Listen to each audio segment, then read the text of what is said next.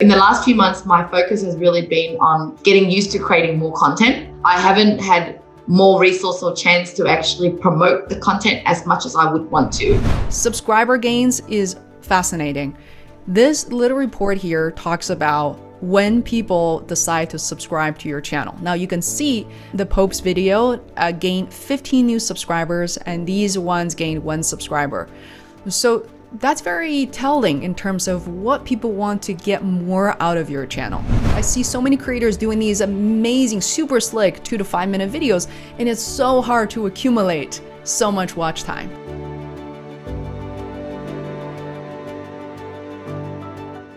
Hey guys, it's Snippet here, and in today's episode, my previous guest, Fei, a YouTube content creator and entrepreneur who's also a partner of mine at my new company, Dawn Media Productions, is going to do a channel review of my channel.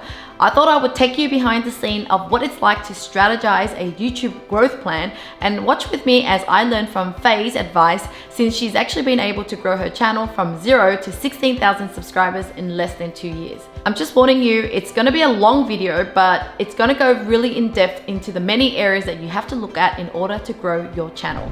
Now let's talk about my channel. In this episode, let's deep dive into what you have analyzed about my channel, not just what you think from looking at it, but really deep diving into the back end of my channel. And as transparent as possible, I want to share with everyone, I am on a learning journey and I want to learn as much as possible and grow my channel. And through that, sharing that with you, you can actually shortcut your journey as well. So Faye, if you could run me through my channel. Wonderful, wonderful. So I don't know how much of this that maybe we want to possibly walk through in terms of how we work together, or Lynn, do we just dive right into your Let's do my playbook. Yes, my playbook. Okay, your playbook. Should we dive right into recommendations? Yeah. So just to give people a framework as the back context as well, is that we have a new service together, and in this service we've actually done all for you YouTube agency, where you don't have to think about what topics to do, you don't have to think about what to say in the video, you don't have to think about anything. It's a full comprehensive program, and this is actually a proposal that we are sending to our client that explains how we actually work together. But on the back end, this is the strategy that they actually get when they work with us, right? And so here I am as a client right now, actually getting the strategy done for my own channel, because we live and we do what we preach. We are a YouTuber, we analyze our channel all the time, we strategize, and then we want to be able to do that for clients. So this is my little playbook. Amazing. So glad for the setup. So a playbook, as a disclaimer, as we jump right in, I'm not going to read what's on the slide, but the idea is that we always want to make it clear to our clients that this is not a one size fits all. This is not a promise. We have our parts to deliver, and so do you. And, we also don't want to promise like somehow we're being able to hack YouTube, we're hacking Google, we're predicting the algorithm. We believe this relationship needs to be a long term. And intention of this document. A lot of people think they receive a playbook, it's a presentation. It's, Lynn, you should sit there, and because I'm up here, you're down there, and I'm teaching you what to do, you better pay attention. To me, the way that I've always worked with my clients for the past 10 years really is I have to listen, I have to learn from them, and we have this discussion. And that's essentially is what this is. It's a very mutually respectful relationship. So let's get into the recap in terms of how we work together. People say, oh, how exactly does this work? So in terms of the strategy and consultation, which is this part I'm presenting, I'm showing you the playbook. But to get to this point, we have a 1-month program for the strategy part. So 4 weeks, pretty intense. We first start with a discovery session via Zoom. Then on week 2, I prepare something you're about to see, which is the initial strategy presented in a draft version. You see, it's not final. It doesn't dictate who you are as a creator for the next 3 months to a year. It's a playbook we will revisit on a regular basis. Regular, we mean by either monthly, ideally monthly, or quarterly at the very minimum. And then week 3, we help our clients to either set up their channels if they're brand new, or we help them optimize, maybe change up the channel artwork, making sure that they have channel keywords and have a plan related to their existing channel. And final week is review, revise, rinse and repeat. You see a version 2 of your playbook at that point. Perfect. So week 1, discovery call. Like, what are we talking about here? Understanding your goals, your business, educate you about the platform. Now, I thought about this long and hard even today prior to this interview, that we constantly don't really think about or respect the creator's journey, as in that every creator is different. You might give people a blank statement to say, you should create courses and digital products as part of your YouTube channel.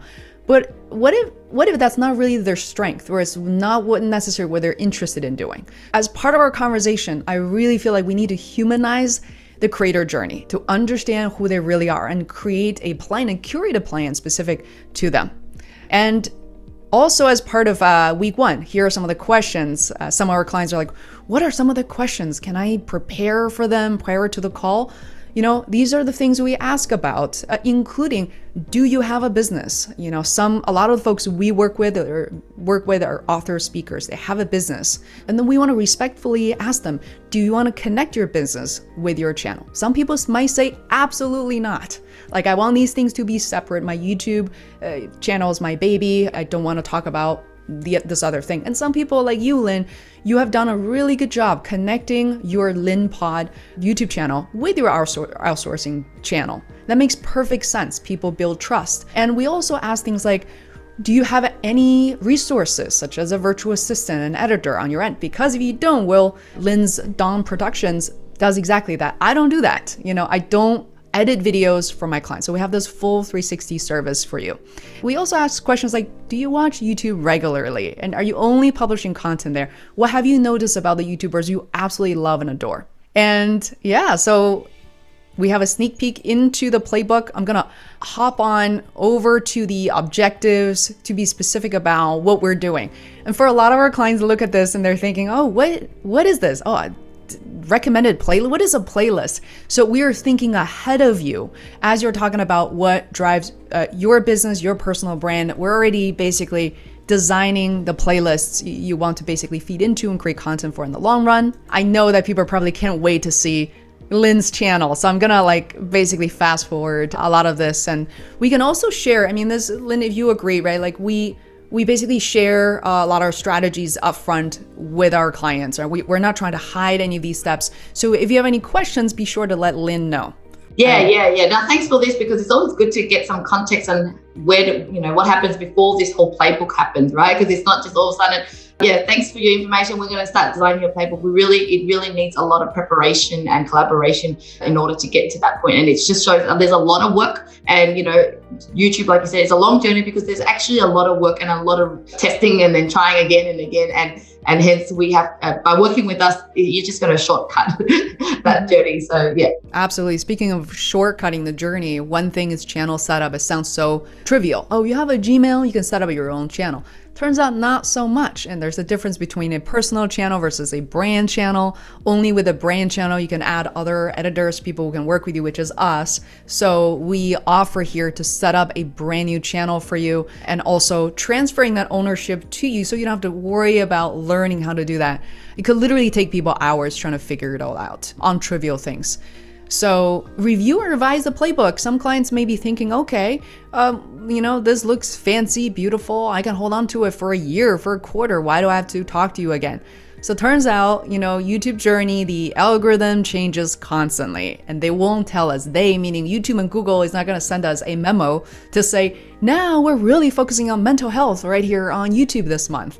So in addition to just unpredictability of, the algorithm, we want to know what is changing in your life, changes to your business, the nature, the structure, new hires, acquisitions, changing current events that may actually impact the content that we might want to produce. The pandemic is very telling. So I'll give you an example. One of the videos I produced related to PUA, which is kind of pandemic unemployment support, just took off like crazy. And also related to freelancing and entrepreneurship. I had a client who had a surgery, luckily was planned. So we're able to basically plan topics, recording leading up to the surgery and the weeks during his recovery. So things like that, we definitely want to revisit on a regular basis. So what's happening here, we're not going to play the whole video, it's quite long. What I like to do with all my clients is I have something called an initial reaction and feedback. And this is a recording I did in Loom, usually around 10 to 20 minute long sometimes, where I just go right in. I don't try to dress up my language and trying to cut corners. Is literally my initial reaction with a new set of eyes. So Lynn is definitely welcome to share this.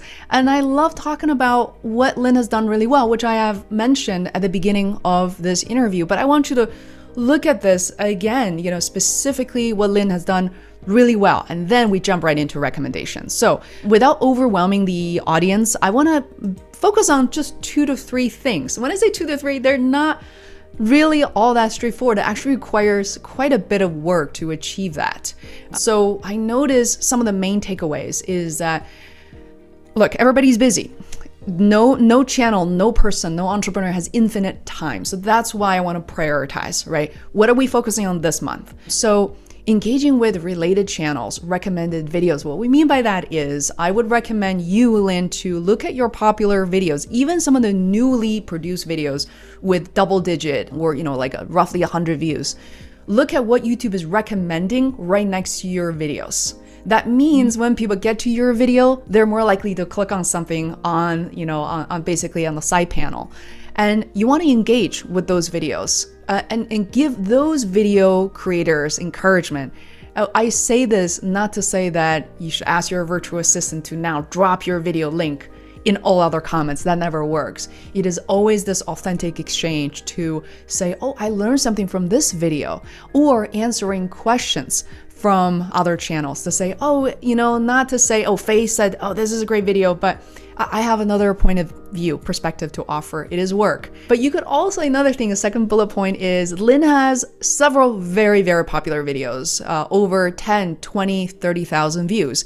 Now, some of those videos could potentially drive traffic to new videos you want people to engage with. Could be videos you published in the past month or so, especially if they're related. And some things, as I mentioned, you have basically dominated these keywords on YouTube as a combination, maybe not necessarily single keywords like single mom, virtual assistant, but these combined, girl, you're like the queen of YouTube.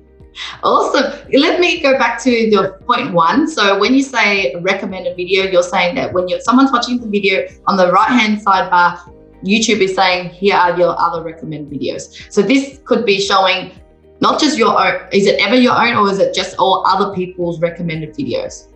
Good question. I've seen some of my own videos, but more likely it's going to be someone else's videos also on the same or similar topic. Okay. And then the goal of us socializing, engaging with these videos is for the purpose of what? The purpose of people who are more likely to watch the other people's videos may also stumble upon your video.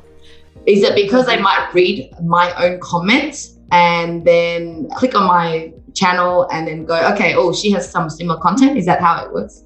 Yeah, similar content. So what's interesting, this is this is something recommended by Sunny that actually is very interesting. So Sunny, a YouTuber. So what happened is 2 things generally will happen when you comment on another person's video. First of all, the creator is going to see it, right? The creator or the creator's virtual assistant. So that's really interesting. They love seeing comments no matter what. But for the other videos, chances are that people do read comments. I don't know if you do, Lynn, but if I'm really engaged in the video, I actually go down to comments. And when people leave a comment, a YouTuber will try very best to answer most of their questions, but it's not always guaranteed that they will. So even on my own channel, when I get 700 comments, I see a lot of other creators responding, not on my behalf, on their own behalf, to answer questions. I can see some of my traffic will go to their channels because they're able to answer questions sometimes I'm not able to. I actually really love that. Yes. Okay, so you're engaging with the audience. And yeah, I guess for me, I don't normally click on that person's channel. So that hence this is kind of eye-opening for me. But here is your advice is if you actually give some good answer, helping the audience, at the end of the day, it's social media, it's engagement, it's engaging with your audience, then there's a higher chance of them actually clicking onto your channel and check out you as well, right? Exactly. Cool. And that's so powerful. That is really powerful. And because yes, you can look at the recommended videos on the right-hand rail, but it's also works more or less when you say search for a term on youtube.com in the search bar. If you search for something like how to start my own virtual assistant, or how do I start my own outsourcing company, you will likely see Lynn's video. It may be 6th, 7th position, let's just say. There are also videos in the 1st and 2nd position. Those sometimes will be drastically more popular than the videos you see towards the bottom. And it's really interesting to know that those creators exist. Number one, Lynn, you can interview them. They could be really interesting guests for you, but you can also engage with their audience, with them as creators and their audience to answer questions. And those people, when they come over, they likely will subscribe to you, as opposed to randomly stumbling upon your channel because they feel indebted to you. Yeah, sounds good. Okay. All right, let's, I love this section, and I'm breaking it down, right? Very granular advice. So strategy recommendations, I believe this is sort of number 2. And we talk about, people say, how do you niche down? What's hard to rank for? Lynn and I both feel very passionate about how to start a business online.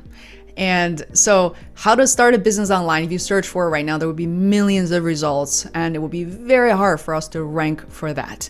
It's what we call the competition for a certain topic.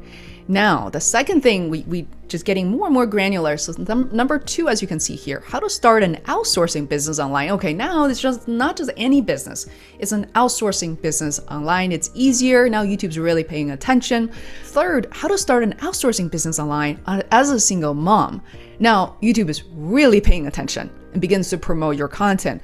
The more you narrow it down, sure, not everybody starting the business as a single mom, not everybody starting an outsourcing business.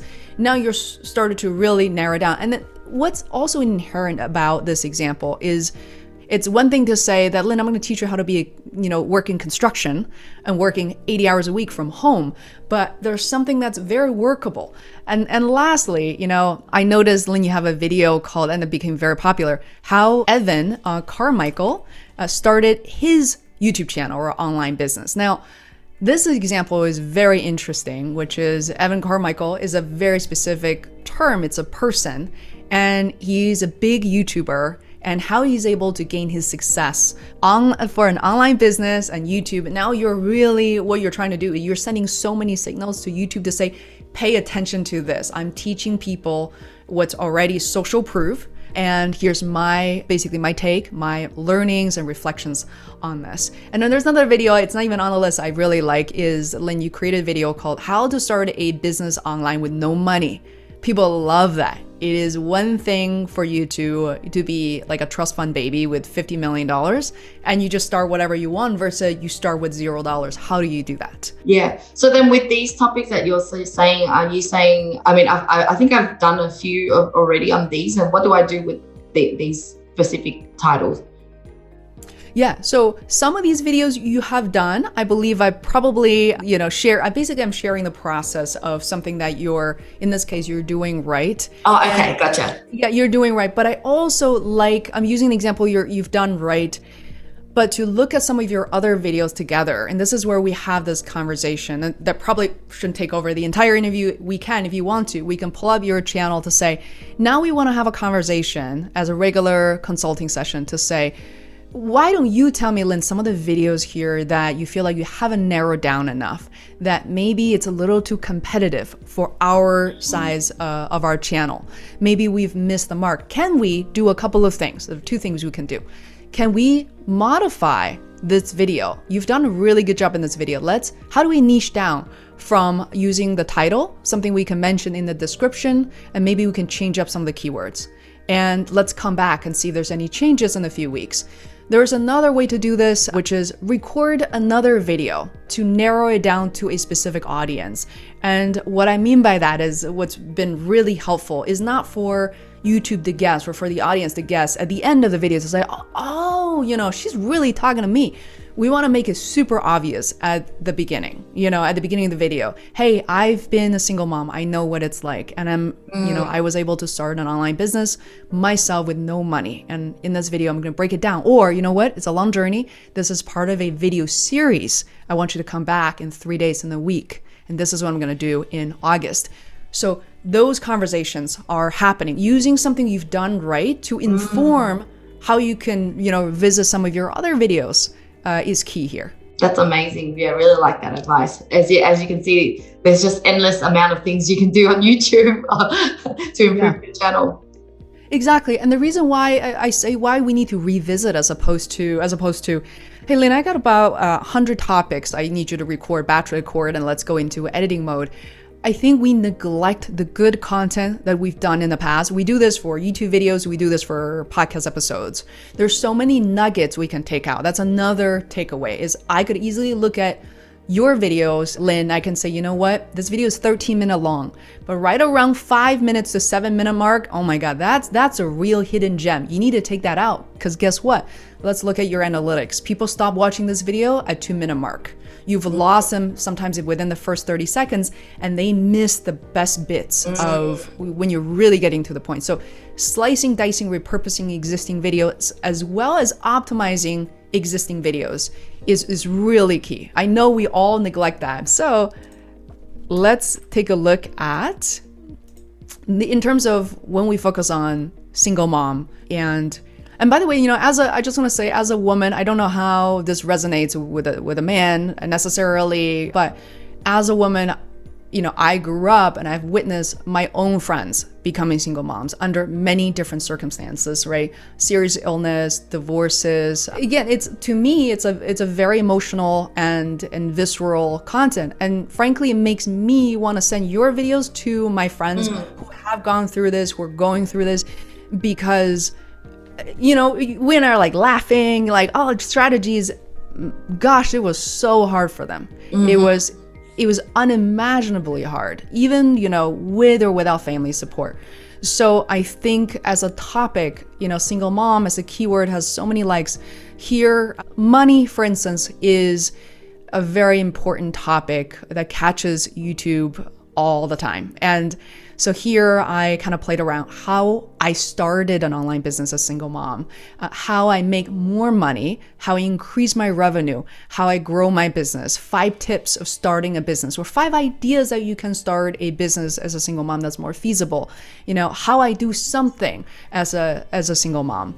And some notes here, you can consider changing existing videos to include as a single mom. I want to talk about this real quick. There's a real example. A lot of people say, I think this can work wonders for people like us, Lynn, who's kind of very, very interested in many things as opposed to one thing.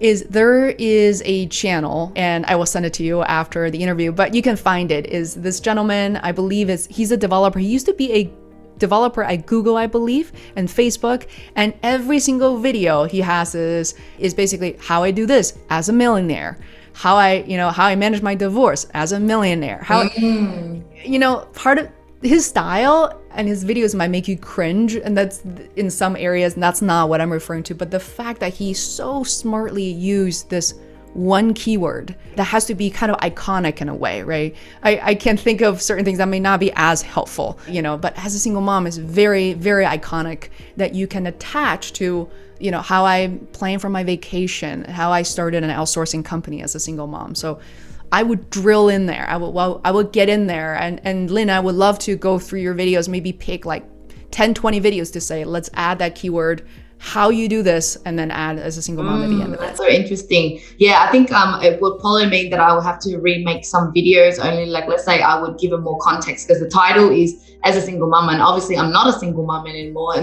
But of course, it's me giving advice if I was still a single mom and what I would have done as well. So it's just being able to really align the title with, what's really happening as well. Because I don't want people to think you're not a single mom right now and you're just saying all these things, or when you started making a lot of money, it's like, even after or whatever. So yeah, it's just good it's good to know that there's just unlimited amount of titles that I could really create videos for now. Yeah, for sure. Definitely. This will be one of the playlists, right? And it shouldn't take over and then determine the rest of your journey as a creator for the next 5 to 10 years. I just want to say that I can also pull up your channel maybe at the end of this to say, hey, if you don't have access or you don't have a budget to generate a report such as from TubeBuddy, or you don't want to purchase something else, I can also show you how to replicate some of the insights directly from within YouTube Analytics. So I just want to call that out. And also, I also want to say that you can get so many fancy, beautiful reports. I think reports are good to look at, but at the end of the day, those are not necessarily strategies.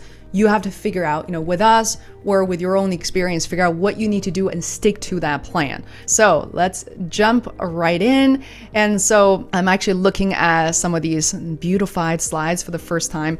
And a couple of things we notice with your thumbnails is there's a minimum of like 1920 pixels on the long edge. So I know that it's a little annoying that YouTube even cares about the resolution of your thumbnails. I typically use Canva, so I know precisely the size of my thumbnail, 72 DPI or higher. And so small things, really. And absolutely. And this is really interesting. Description doesn't contain enough tags in natural sentences. People are like, what is a natural sentence? Natural sentences are the way we speak. Sometimes, let's face it, coming out of corporate, coming out of school, writing emails, these are not necessarily natural sentences or languages. So we tend to begin writing descriptions in a very formal tone, right? That's not how people generally process information. So a quick litmus test would be, think about like when people need to learn how to change their tires on YouTube. They won't say, how can I best approach this situation or problem? Nobody talks like that. They type, how do I change my tires for my Toyota, whatever, 2020. And BMW X3 something. It's very quick hit. So we need to start producing content and talk in the video, but also in the description in the same way. So we can. When you say description, you mean the title? Title and description will be helpful. Yeah. But right now the screenshots, it's just showing these are the videos. It's not, but it's saying that within the description of the bottom, in the area. Yeah. Correct. Yeah. And then we're not able to pull up everything right here, but I also have the full report pulled up. We can also look at that, but I do like these screenshots kind of focus on our conversation, and to learn more right from the report, you're able to click on the video and that takes you right to the description, which you can revise. Channel trailer. Okay. By the way, there are a lot of slides. I love this level of details. So we as YouTubers have the tendency of sharing the most popular video as our channel trailer. There's not much wrong with that. I get it, because sometimes those are the videos people are familiar with. They're like, oh, Faye in the Zoom video, I got that. And right here, how to be a successful single mom, mindset for success, has driven a lot of good traffic, relevant traffic for you. But at some point, since you've been a YouTuber for a little while, and I sense that you're also quickly pivoting, with the new strategy we have in place, I would highly encourage you to produce a channel trailer that's maybe 2 minutes or less. This video is over 10 minutes, and a trailer that welcome people who are meeting you for the first time. Hey, I'm Lynn, and on this channel, and this is what I do. This is what you can look forward to. If you are this, and this, I think you're gonna find future content really engaging, and I hope you be part of this community and family. So that's the type of video that I encourage, and you're really good at it. I've seen you do. And for returning visitors, you would be able to just tag one of your your latest video or something. Yeah, I think I've seen people, returning videos. I've seen people using the latest videos or the most popular videos from the past month or two. It is up to you. I think sometimes we just need to put ourselves in the shoes of let's say a returning visitor. They're coming back, and we haven't talked about retention, by the way, really quick on that. It is important. Most YouTubers will see that their retention is low, which means there are way more people watching your videos who are not subscribers. So in that way, I think there could be videos we will produce, we can talk about what those things are, including like if you're pivoting, if you're taking off on your channel, pivoting to a different topic, you could be like, hey, I just want to give you this announcement. I hope you will stay, and here's why. Give people a reason to stay before they unsubscribe. Yeah. Cool. This is part of the report that I actually don't find very helpful. This report came from TubeBuddy, but I want to share this. There's always something to learn. When we look at the report of which channels that TubeBuddy or channelreview.com thinks that Lynn overlaps with, and here are these videos. I look at it as like TED, Business Insider. I get it, because your channel focuses on mindset, etc.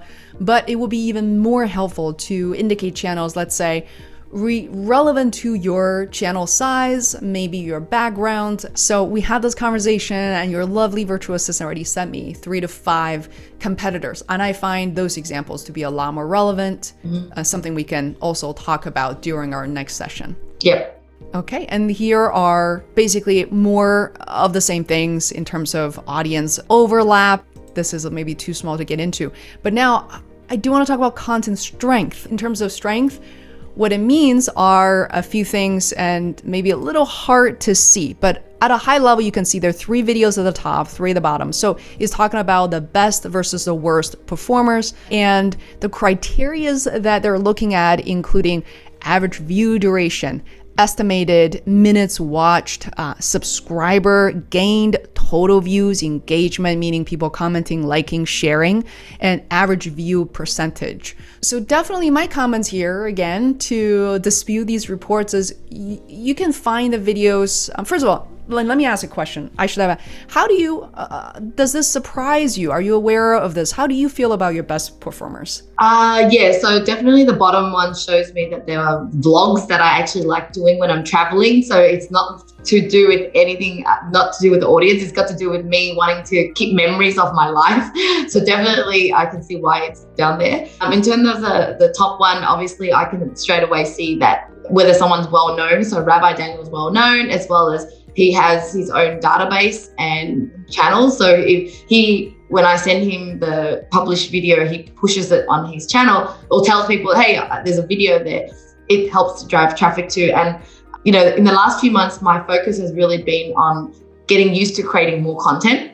And I haven't had more resource or chance to actually promote the content as much as I would want to. And so, you know, I don't really email out to my database that, hey, here's the latest video, etc. Because sometimes you can't kind of do too much at once. You're like your kind of next skill set or habit that you want to build is just being able to produce content and feel like it's, you know, that it's like riding a bike. You can ride it now. And then the next thing I want to look back at is like, okay, how do I actually really promote these videos? And rather than just wait for YouTube to just be, you know, promoting it for you. Yeah, beautifully said. I would also like to comment that sometimes your worst performing videos are the ones that are most intimate with your subscribers, with your loyal fans. So I've known your channel for a little while. Yes, I'm impressed by the green videos. They perform well. I don't recognize everybody, but I see the title is trying to give me straight up advice. But my immediate go-to, even when we're not talking, I wouldn't write to the stressed out because I feel stressed out sometimes as a creator. And I went right into your family holiday videos. I want to see where you go, how you interact with your family. So don't underestimate how you serve your 1,000 true fans or your super fans in general, because those people want to see this side of you. They want to know that you're real. Now, you ask me, well, Lynn, should you then just all of a sudden drop everything and do family videos only? Of course not. So what is the right frequency, right? I would say, generally speaking, if you are someone, let's say produce 2 videos a week. I think both of us are releasing about 2 videos a week. Of course, you should take the liberty to do, like, let's say 1 or maybe 2 videos a month of something you feel truly passionate about. So you see the percentage is about roughly 10-20% max. So yeah, produce the videos that you really love, because one thing you have to keep in mind is the YouTube algorithm may favor these green videos right now, and next month they may just flop and they may never return. So you have to know as a creator what you're passionate about and the lesson you're trying to teach your audience, the value you're trying to provide. And these are the view summaries. And again, this is based on the past 25 videos. This is not a complete historical view of Lynn's channel.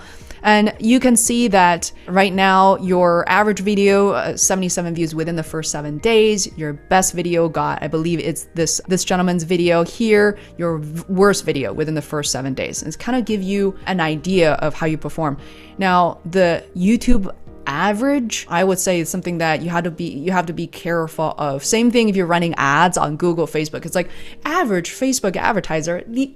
There's no average. You're not average YouTuber. You're you. So you want to compare them. The one thing I can tell all creators, you can compare yourself to yourself. So if you generate this report once a month, next month I might come back and say, well, Lynn, look, last month you had, let's say 77 views. This month on average, you had 110. You may be like, wow, 40 views, if it doesn't make a difference. It does. It is it is nearly a 50% increase for you. Yes, and you're on the right path. Exactly. You're on the right path. Least viewed. Okay, we already talked about this. Subscriber gains is fascinating. This little report here talks about when people decide to subscribe to your channel. Now you can see the Pope's video gained 15 new subscribers, and these ones gained 1 subscriber. So that's very telling in terms of what people want to get more out of your channel. So any thoughts on that, Lynn? No, I haven't really looked into this really. I kind of know it's there, but yeah, too busy to even think more of it. It's just like too focused on creating content. Right, exactly. So looking at 5 videos sometimes, to me at least, isn't enough, especially if I look at this list and I might be thinking, okay, so the topics, there isn't a consistent theme. So we have the Pope's interview, we have simple steps to financial freedom, we have Facebook hacks, and how to make a vision board. So it is, basically it is not a single theme, but it is all related to financial freedom, time freedom, and creative entrepreneurship in general. So I would, in this case, this is when I actually pull up a different report. All right, so what we just did, I want to actually show people step by step, is we went inside of Lynn's channel. So instead of looking at 5 videos inside the subscriber counts, is not always helpful. We went into analytics, and then just so you know, at the bottom of this right here, when you click on see more, it shows you this advanced analytics chart. So I look at this quite regularly, and you can customize it to your needs. So as you can see, first by default, it pulls last 28 days. And I want to see beyond that. So let's pull out, 365 days. You can do 90 days, so you can flip around. Now down here, all you get by default is views, average view, percentage viewed. And you can already see right here how to be a single mom. Now you can click on this little blue button here, and then choose subscribers. Now something magical happens here. In the first column, sorted by descending order, now you can see all the videos that have contributed to the most subscribers. And you will see a trend here. And so it's with subscribers, right? With themes, it could be a double-edged sword. You could have a lot of people subscribe to your channel as a result of mindset for single mom, how to start an outsourcing business, which means if you were, now you know, right? If you were to create something, a different video, such as how I teach my daughter how to dance, or how I started my a YouTube channel for my daughter. I know you did, and she's super adorable. And so all of a sudden your subscribers might not start watching your new videos because it's taking off from the reason why they subscribe, but now you know why. So looking at this list will give you a really good idea of the momentum for which people decide to subscribe to your channel. Is this somewhat helpful to you? Yeah, that is really helpful to really know which ones are, like the ones that's adding the most value and to do more of. Yeah, for sure. While we're on this topic, I also want to add something else, which is CPM. This is really interesting. Let's add something, add YouTube ad revenue, so impressions. So as you can see, there are many impressions, click-through rate. I'm just going to add some random metrics here. So one thing that surprised people the most is the CPM. And what's happening here is, as you can see, the CPM, which is how much you get paid per 1,000 views for that video, and it changes based on how long of that video people actually end up watching. But as you can see, you have some very high paying videos. Why I want to be successful, how to outsource your life. And this one right here, there's a $30, which is how to become a virtual assistant. Now you have videos that have CPMs at $2.67. So this video called How to Find the True Love of Your Life. Unfortunately, love is worth a lot more than that, I have to say. But this gives you an idea of, if you want to drive up revenue, let's say for your channel, now you can decide the type of content that you can produce. It looks like the ones that are low CPM, the shorter videos as well. So like, let's say how to find true love. I remember it's like one of those fun 2-3 minute video that I made, or 2 minute video. Yeah. It's the length of time is might be also a reflection of it. Like, what is the opposite of success is also a 1 or 2 minute video. Interesting. So yeah, sure. Speaking of which, YouTube Shorts and short videos in general are getting pretty popular on YouTube, and it's true. Generally speaking, if you're wondering, technology videos, but especially personal finance, credit cards, crypto, these finance and money related videos are typically have very, very high CPMs. So if someone clicks on the ad, that you get paid this? Yeah, so in terms of, that's right. The reason why some CPMs are higher is basically based on how much these advertisers are willing to pay. So credit card companies, personal finance companies are willing to pay a lot more. I know that not only through ads, just so you know, also through brand deals. They are, it's just amazing what they're capable, what they can tolerate. And in terms of how much you get paid is for Lynn's videos, for instance, if you have a video that's longer than 8 minutes, that means you can not only have, pre-roll ads at the very beginning, and you can put ads at the end, but you can also put ads in the middle as well. So it's based on how many of these videos people end up watching. I want to dive in a little bit deeper here as well. What it means for people to watch it is they did not hit skip ad at the end of the 5 seconds, right? You wait, all of us are like, we want to watch this video so badly, and you go 5, 4, 3, 2, click. Unfortunately, if people did that, you actually don't necessarily get paid for that video. But some people, Lynn's a busy mom, went to heat up some milk or something, and you come back, you're like, at that point you watch 3 ads already, and you're actually, in a way, you're sending money to the creator. So, and also based on the ads you're watching, sometimes in mid-roll ads, you'll notice if you don't hit skip ads, there could be 3, 4, multiple ads being played, and all of them cost different amount of money for the advertiser and for you. So that's why it's really unpredictable in that sense. So these reports are great. I highly encourage you to come in and play. Even if you're not a data person, you're afraid of Excel spreadsheets, come in, look at these reports, look at the traffic sources, quickly on traffic sources. This is how much traffic Lynn is getting in terms of her total views. YouTube search, it's in YouTube search, that search bar. Suggested videos are in the right-hand rail, suggested videos to users, and most of us will not make it on the YouTube homepage, right? So we just have to be okay with that. You have some YouTube advertising views here, I can see. Again, 365 days. You may or may not know this if you haven't done this in a little while. Channel pages. This, I believe, is directly from your channel page. And other YouTube channel sources. Again, geographic information, age. This is it's very insightful. Okay. Subscriber gain, we talked about. View duration. This is very impressive. I'm looking at an average view count to view duration of 5 minutes and 14 seconds. Now, a lot of average views are, frankly, most people will basically navigate away to watch another video within 15, 20 seconds. I believe right now my average watch time is probably in the 2 to 4 minute range, but Lynn has something over 5 minutes. Now you have interview content, as we can see. Interview content, especially if you're not monetized yet, is amazing. I have to briefly mention, not only related to when you say you're not monetized yet, what do you say? For people who have not monetized yet, I highly recommend that you consider some of the interview content, because interviews tend to be longer. And yes, interviews still have to be engaging, right? You can't have a very boring conversation. Nobody will stay. But interview content is what triggered my content, not only with the views and subscribers, but it's the watch time that mattered. And then YouTube will allow you to be monetized because of it's a quicker hack. Yeah. Much quicker hack. Yeah. Exactly. I see so many creators doing these amazing, super slick 2 to 5 minute videos, and it's so hard to accumulate so much watch time.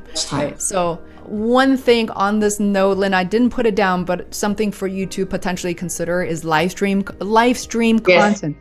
Right? Your live stream content right now is 0. It is something that you could potentially share, go live with your guests and produce, again, nuggets and content after that as well, almost as a trailer or promo to drive people to the longer video too. Yes.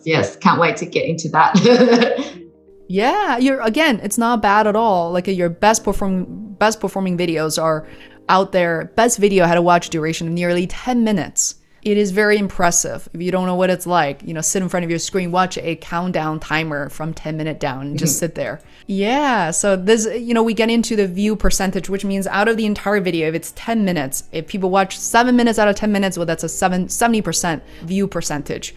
You want it to be higher, and I think Evan Carmichael said that we want to aim for the first 30 seconds of the video to have a 70% of watch rate. I actually saw that. Yes.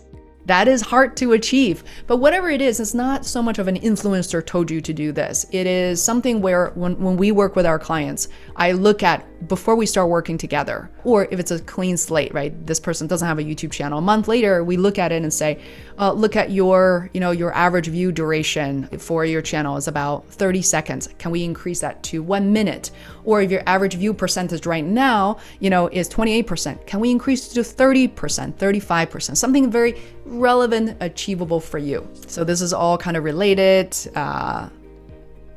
Definitely, I know it's overwhelming to look at reports. So Lynn, this is, we don't want to keep people on for 5 hours while we look at the reports, but I do recommend that you go in here. And the reason why I love working in Google Slides is you can freely take notes here. Say, Lynn, I had a reflection today, and you might want to take action as a result of the data from certain slides. Cool. Engagement, real quick on that, your average video has 11% engagement rate.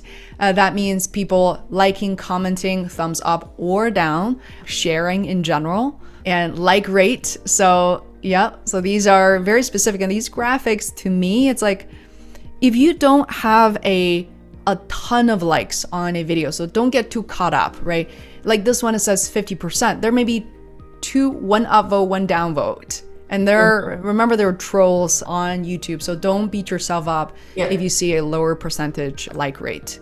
Views to subs, this is another data we want to increase, right? Your views to sub ratio. Very subtle changes. Like I said, previous 30 days is 4.09% for Lynn. Currently is 3.5%. Next month, we look at these data, we'll be like, can we bring it back to 4%, maybe 5% the month after? 30-day, these are like higher level trends. Quickly on the audience engagement, one thing that I noticed working with clients from all over the world right now is that top sharing sources. What I mean by that is like, how are people sharing your content? I'm based in the US. People in the US rarely or not regularly using WhatsApp, for instance. Like that's just not something that people do here. But with my content manager virtual assistant everywhere else in the world, it's that or WeChat in China. So here I'm noticing something that WhatsApp is one of the top sharing apps for you. So, right on this note, I didn't know that they showed these stuff about WhatsApp and everything else. Yeah, so a couple of things you can do right away, which is you can voice that in your videos to say, hey guys, I know some of you are sharing via WhatsApp. You can, certainly share this with your friends. So what that means is there's a very intimate sharing route. When you use WhatsApp, imagine you're listening to this, you're literally sharing Lynn's video with a close contact of yours. You're sharing with a friend, a family, a colleague, and that person's going to watch it. I noticed that happening with my channel. So this is not a spray and pray on LinkedIn, on Facebook. So pay attention to this. I would also recommend that as it turned out, Lynn, do you use something like I don't like Linktree at all, but do you do something like, a quick link on Instagram? Yes, that's right. Yeah, we do that. We use Linktree to link all the latest video or even YouTube channel. Yeah, because we have to mention in the caption, check the link in the bio, because obviously the link is a little bit crappy to paste. Right, exactly. The reason why I say I don't like Linktree is I'll send you an article after. Linktree is sometimes seen as spam, and people have seen that on LinkedIn as well as Instagram. It didn't used to be a problem, but now it is. So I would recommend, I'm gonna pull up an example. Something so simple that you can do is literally like this, but obviously imagine if it's mobile optimized. Hey, it's Faye, let's connect. And my picture, a list of things. You will notice like down here, I have my WhatsApp. And so Once I click on that, this is what I invite you to do. People can actually chat with you directly. The only thing you need to do is not use your personal WhatsApp, but you can set up a business WhatsApp account. It's very, very simple. You have that done already, Lynn? I downloaded the app, but I haven't used it. But okay, this is really interesting. Yes. Yeah, people can engage with your business, and especially interesting on your outsourcing videos that people want to learn more. Hey, like I need a VA. Can you help me with that? So a very easy way for people to engage with you, knowing that your my WhatsApp is so powerful. That will also dictate like how you want to move things around. Like for instance, for me, it doesn't make sense for my WhatsApp to appear at the top of the list. I thought so, but people are not contacting me through this. So I'm going to move it down with this data. Like for instance, for you, Lynn, it's so obvious. Your list of links should be, yes, you contact me, but I will go with WhatsApp, maybe I don't know how you manage, maybe not your text message, but maybe, your Facebook followed by, this is where you're seeing top sources, but maybe below that, I'll do Instagram and everything else. Again, this is a limited image of the sources that are popular for you. 30-day trends. Right now, I don't know why this is so blurry. We're going to fix that. But your top websites that are driving traffic to you are Google search, Facebook, WhatsApp, again, LinkedIn. So, this is very helpful. Another thing, I might as well just mention it too, looking at the list. There are other areas maybe you can also explore, such as subreddit and Quora have shown some really interesting results. On subreddit and Quora, people have this mindset of asking questions and seeking answers. I find your videos are very compelling for subreddit for certain group of audience. So definitely explore there. Let's see. I know we have a lot of data to look at. Some are repetitive, but here is a deep dive into traffic sources. Again, as a reminder, you can get a lot of those reports through the YouTube Advanced Analytics. Let's go through real quick and see anything that makes you very interested. And this is like lifetime traffic sources versus the last 30 days. Watching trends is really important. That's why we talk about why we want to work with our clients on a regular basis. Because there's a lot of data to analyze and see where we can improve. Yeah, exactly. So from different websites, which we talked about, and traffic sources by playlists. I love these playlists. Now, a lot of the traffic will naturally come from your own playlist, but you might also notice other people's playlists. Yes, on YouTube, people can create their own playlists, public as well as private playlists, but if their playlist is public, and this person, let's say, is going to aggregate, consolidate all the best how to start an outsourcing business playlist, yours could appear on those ones, and you might be able to see sources from them. That could be really interesting. I certainly do see a lot of my Zoom videos sitting in other people's playlists. Suggested videos. I'm trying to navigate. I think most of these are your own videos. That's the goal for our YouTube, isn't it? To be on suggested videos. Correct. It is something that's going to be hard to force. This is part of the YouTube algorithm. Let's put it this way. Like for the video, I saw my single takeoff video that from suggested video, I believe they drove 70% of the traffic. Imagine for a second, possibly higher. I've seen suggested videos driving more than 90% of the traffic. One of my videos would be close to 300,000 views. And I would say the majority of that traffic comes from YouTube recommended list. Okay, quickly kind of go over audience retention numbers to focus on. I love how big and clear, because ideally next month when we have this conversation and assume you are consistently publishing new videos, we can compare these numbers again. And the funny thing is, even if you don't publish any new videos, like, you know what, hiatus for Lynn, no more content. Of course, you are producing ones. You come back a month later, these numbers will still change, because every month the audience. Yes, that is why I love YouTube, because it just sits there forever. Unlike, posting on social media, it kind of just dies. No one sees it anymore.